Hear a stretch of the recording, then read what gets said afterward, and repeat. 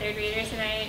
She has been to pretty much all of our ice cream socials, all of them, I think, and read it at the open mics and totally rocked it. So whoever's reading at the open mic tonight, y'all are going to have to step up your game to take her, to fill the void that she's... Actually, she's reading tonight, so it's fine.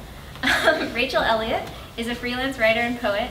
She helps produce online courses at the University of Texas at Austin. She is a co-managing editor for Smear Magazine. Rachel grew up in middle of nowhere, Texas, and has a hankering to see the world. She speaks Norwegian and is a semi-finalist for the 2016-2017 Fulbright Scholarship to teach English in Norway.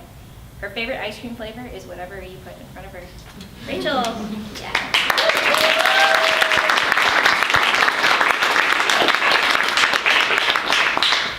Thanks, Malvern, for hosting this event, and Chandra and Anar for inviting us, and all of you guys for coming. This first poem is kind of based on a true story. Live mink found in store baffles employees. I was seduced by fur yesterday. As I lay the stole across my right shoulder, years of Hollywood glamour and casual European money reeled into my head. I pet it and it began to shift under my fingers.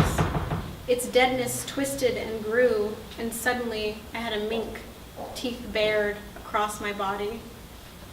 I set her down in the store and let her retreat into the wilderness for another to find. Okay, the second one is called A Thought Surrender. You guys know those headlines that you see that are like, oh, you know, this is the last meteor thing that's going to happen for another 150 years. That's what this is about.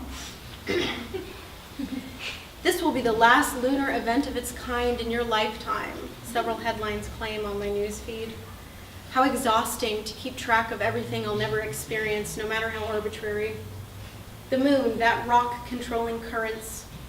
I've surrendered it and others. They've passed through my head as quick as the flick of a finger across the screen.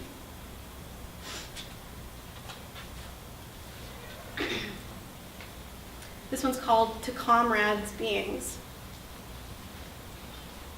I was taught from a young age that animals exist for us.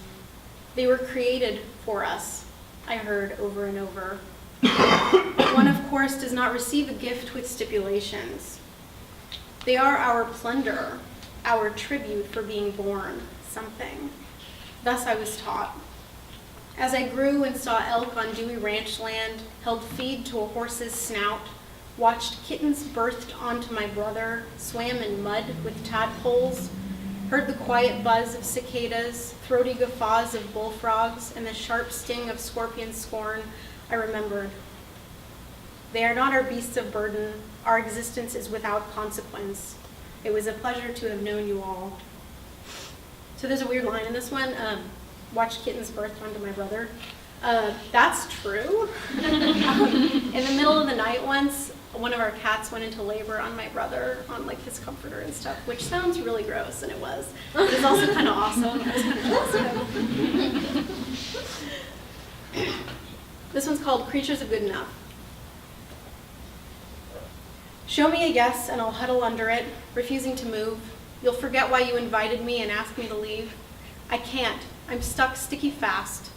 It's a warm lie under here, and my trove is long since exhausted. No matter, I can shrink to accommodate. We both sigh, used to it, and live in tepid unhappiness, refusing to bubble over. And we push away, away, away.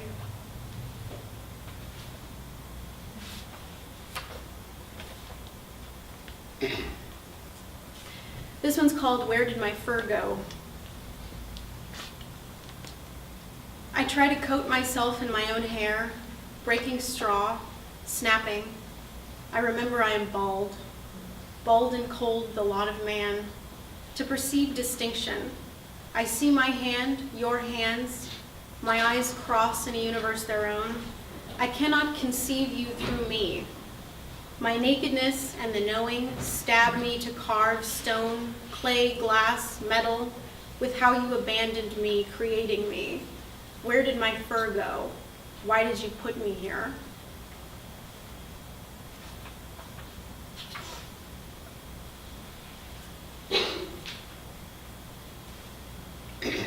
The animal dead. I used to say I'd never seen death. I realized I meant human death. I have seen animals die after dead. Surely this is also human. Animal. You feel a hanging guilt and wonder if you'd been there a moment sooner. You might not see this lifeless thing numbing you away. This next one's called Afterthought. It's about evolution. And there's a word in here, FYI, a noun. Shrewdness, it means a group of apes. Rivulet veins emerge, snake forth. The opaque spring water stasis begets ash plumes from skin, which breaks as it gropes, reaches, stretches toward dreams.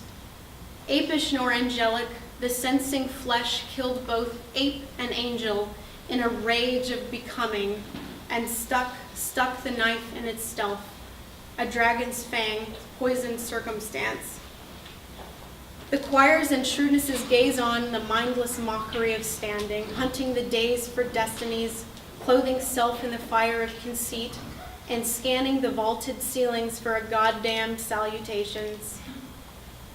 Inventive hands made new gods that would speak, chirrup, beep, and the facade of presence is erected in barriers and bastardizes.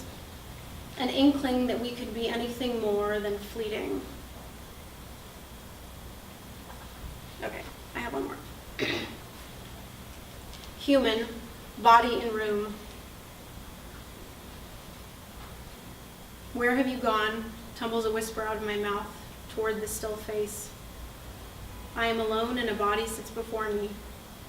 I am viewing, they say. I hear a wailing, although it's all silence, hairs all on end. I sit hunched and dried up, lips cracked pavement, staring like a human, staring as an ape, an animal, learning. Those are not the lines around your mouth, though that is a mouth. That is not your haircut, though that is hair. Your skin is gone, turned to layers of keratin and epidermis.